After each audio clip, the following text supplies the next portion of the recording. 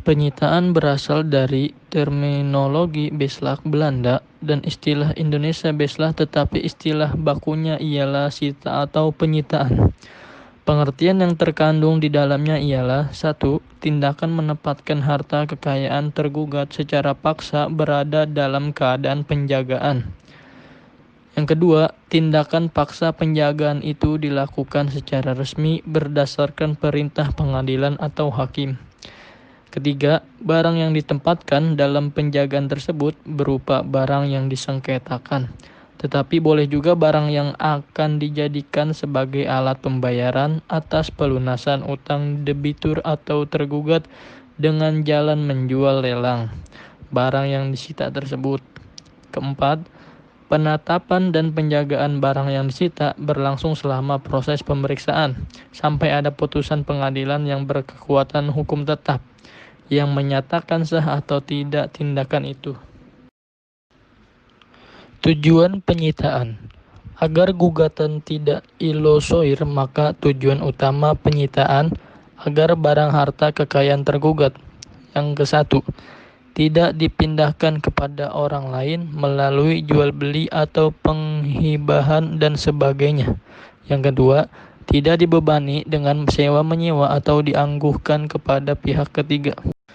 Beberapa prinsip pokok penyitaan. Terdapat beberapa prinsip pokok penyitaan yang mesti harus ditaati. Prinsip yang dikemukakan dalam uraian ini merupakan ketentuan yang bersifat umum terhadap segala bentuk sita tanpa mengurangi adanya perbedaan yang bersifat khusus pada masing-masing jenis sita. Dapat dijelaskan, sita memiliki perbedaan dari segi bentuk dan jenis. Dari segi bentuk, undang-undang memperkenalkan sita revindikasi, sita jaminan, dan sita eksekusi. Sedang dari segi jenis atau objek, pada garis besarnya dikenal sita barang bergerak, sita barang tidak bergerak, sita atas kapal laut, dan sita atas kapal terbang. Bahwa selain sita tersebut di atas, terdapat pula bentuk sita khusus yang ditetapkan, yaitu sita terhadap harta bersama suami istri atau disebut sita harta bersama. Sita jaminan. Yang A. Sita jaminan merupakan atas perintah hakim atau ketua majelis atas permintaan pemohon sita sebelum atau selama proses pemeriksaan berlangsung. Yang B. Ada dua macam sita jaminan sebagai berikut: sita jaminan terhadap barang milik tergugat dan sita jaminan terhadap barang bergerak milik penggugat. Yang C. Penyitaan dilaksanakan oleh panitera atau jurusita pengadilan agama dengan 2 orang pegawai pengadilan sebagai saksi.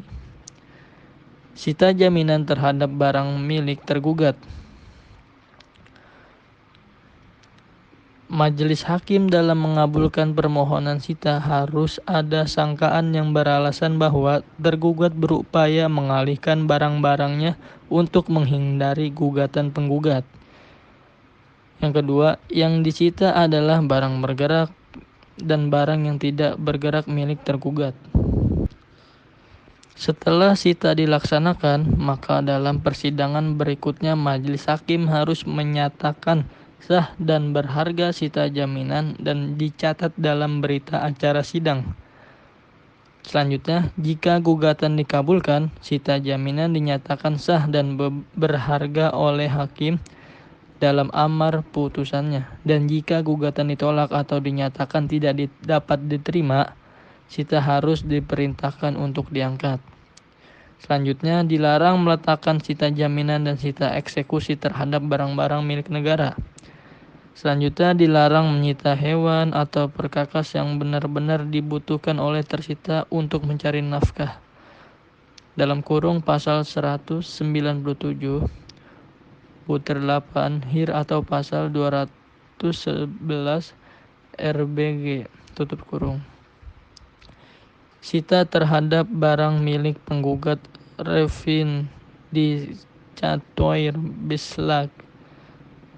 Yang A. Barang yang dimohon untuk disita harus disebut dalam surat gugatan atau permohonan tersendiri dengan jelas dan terperinci. Yang B. Jika gugatan dikabulkan, Sita Revendi Chatoir dinyatakan sah, berharga, dan tergugat dihukum untuk menyerahkan barang tersebut kepada penggugat. Yang C. Tata cara Sita Revendi Chatoir sama dengan Cita Konservatoire. Sita persamaan. Yang A. Jika barang yang akan disita diletakkan sita oleh pengadilan lain, maka juru sita tidak dapat melakukan penyitaan lagi. Namun, juru sita dapat melakukan sita persamaan. Yang B. Sita persamaan barang tidak bergerak harus dilaporkan kepada Badan Pertahanan atau kelurahan setempat. Yang C.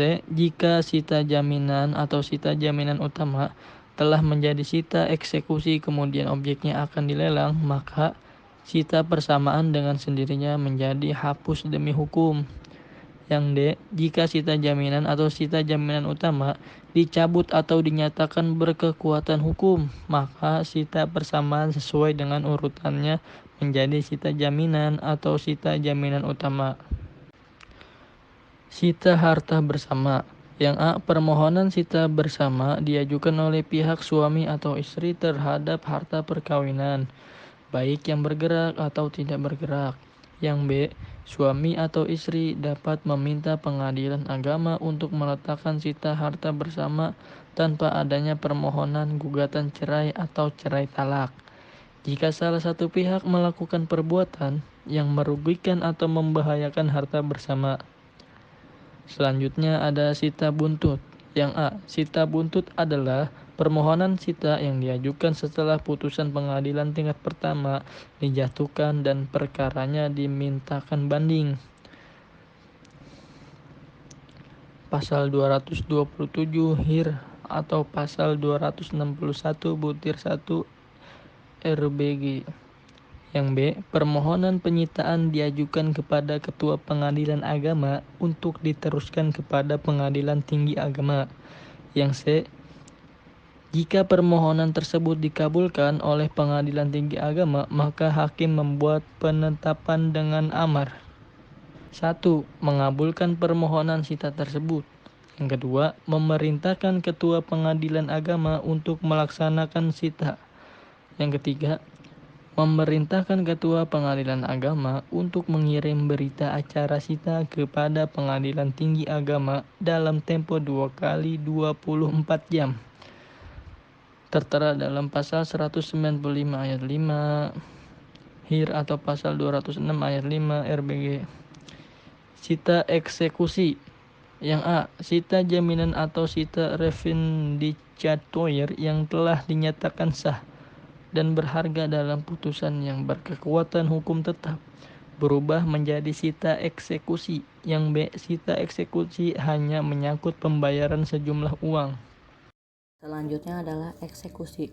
Macam-macam eksekusi. Yang pertama, eksekusi gross akte. A. Sesuai dengan pasal 224 HIR atau pasal 258 RBG, ada dua macam gross yang mempunyai kekuatan eksekutorial, yaitu gross akte hipotek dan surat-surat utang. B. Gross adalah salinan pertama dan akte autentik salinan pertama ini diberikan kepada kreditur. C. Gross akte pengakuan utang yang diatur dalam pasal 224 HIR atau pasal 258 RBG adalah sebuah surat yang dibuat oleh notaris antara orang alamiah atau badan hukum yang dengan kata-kata sederhana yang bersangkutan mengaku berutang uang sejumlah tertentu dan ia berjanji akan mengembalikan uang itu dalam waktu tertentu. Yang kedua adalah eksekusi hak tanggungan. Eksekusi hak tanggungan dilaksanakan seperti eksekusi putusan pengadilan yang berkekuatan hukum tetap. Eksekusi dimulai dengan teguran dan berakhir dengan pelelangan tanah yang dibebani dengan hak tanggungan. Yang ketiga adalah eksekusi jaminan. A.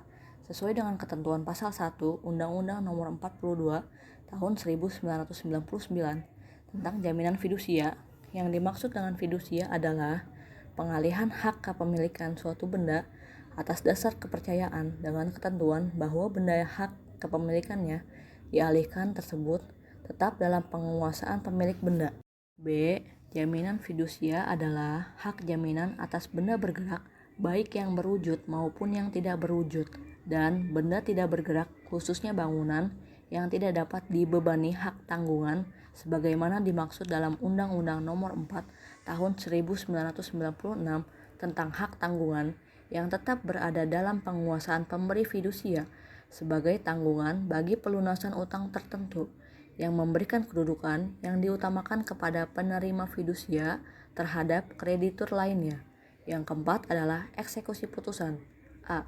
Jika pihak yang dikalahkan tidak mau melaksanakan isi putusan secara sukarela, maka pihak yang menang dapat mengajukan permohonan eksekusi kepada pengadilan agama yang memutus perkara. B. Asas eksekusi. 1. Putusan telah berkekuatan hukum tetap, kecuali putusan serta-merta, putusan provisi dan eksekusi berdasarkan gros akte. 2. Putusan tidak dijalankan secara sukarela. 3. Putusan mengandung amar kondemnatoir atau menghukum. 4. Eksekusi dipimpin oleh ketua pengadilan agama dan dilaksanakan oleh panitera. C. Eksekusi terdiri dari dua jenis, yaitu 1. Eksekusi real, dapat berupa pengosongan, penyerahan, pembagian, pembongkaran, berbuat sesuatu atau tidak berbuat sesuatu, dan memerintahkan atau menghentikan sesuatu perbuatan. 2. Eksekusi pembayaran sejumlah uang, dilakukan melalui mekanisme lelang. D. Prosedur eksekusi. 1. Pemohon mengajukan permohonan eksekusi dan mekanismenya sebagaimana diatur dalam pola Bindalmin dan peraturan terkait. 2. Ketua Pengadilan Agama menerbitkan penetapan untuk unmanning yang berisi perintah kepada jurusita supaya memanggil termohon eksekusi hadir pada sidang unmanning. 3. Jurusita atau jurusita pengganti memanggil termohon eksekusi. 4. Ketua Pengadilan Agama melaksanakan unmanning dengan sidang insidensial yang dihadiri oleh ketua, panitera, dan termohon eksekusi. 5. Jika dalam tempo 8 hari setelah peringatan, pemohon eksekusi melapor bahwa termohon eksekusi belum melaksanakan isi putusan, Ketua Pengadilan Agama menerbitkan penetapan perintah eksekusi. Jika suatu perkara yang telah berkekuatan hukum tetap telah dilaksanakan atau dieksekusi atas suatu barang dengan eksekusi real, tetapi kemudian putusan yang berkekuatan hukum tetap tersebut dibatalkan oleh putusan peninjauan kembali, maka barang yang telah diserahkan kepada pihak pemohon eksekusi tersebut wajib diserahkan tanpa proses gugatan kepada pemilik semula sebagai pemulihan hak. F. Pemulihan hak diajukan pemohon kepada Ketua Pengadilan Agama. H. Eksekusi pemulihan hak dilakukan menurut tata cara eksekusi real. Jika barang tersebut sudah dialihkan kepada pihak lain, termohon eksekusi dapat mengajukan ganti rugi senilai objek miliknya. Yang terakhir adalah pengukuhan. Tata cara pengukuhan diatur lebih lanjut dalam pasal 36 PP nomor 9 tahun 1975. Pengukuhan diminta dan dilaksanakan hanya terhadap putusan pengadilan agama yang telah memperoleh kekuatan hukum yang tetap. Permintaan serta pengukuhan terhadap putusan pengadilan agama nampaknya bersifat imperatif. Oleh karena itu, terlepas dari pendapat yang pro dan kontra terhadap masalah pengukuhan, selama ketentuan pasal 63 Undang-Undang Nomor 1 Tahun 1974 dan pasal 36 PP Nomor 9 Tahun 1975 belum diubah atau dicabut, maka tidak ada alasan untuk melangkahi kewajiban pengukuhan. Setiap putusan dan keputusan pengadilan agama tanpa kecuali harus dikukuhkan oleh pengadilan negeri.